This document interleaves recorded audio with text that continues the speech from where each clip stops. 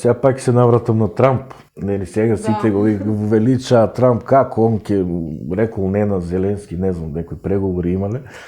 У суштина многу добро се види дека он бара 50%. Првобитното беше 100% од сите ретки метали што се на тло на Украина, да бидат во америчка, нема да бидат во америчка државна собственост, ќе бидат во приватна. Меѓутоа, Трамп во претходниот мандат војната во Украина од 2014 трае до 2022 е граѓанска војна внатре.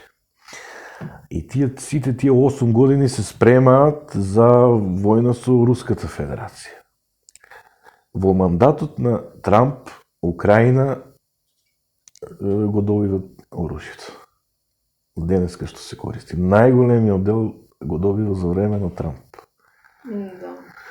На претходниот мандат. Сега да, може да сака, може да имат некој дил или па ќе прават некој дил со од Путин на Руската Федерација. Ке изгледа дека никој ништо не ја прашува во Украина, си ја делат Па добро, тоа јасно беше, мислам тоа.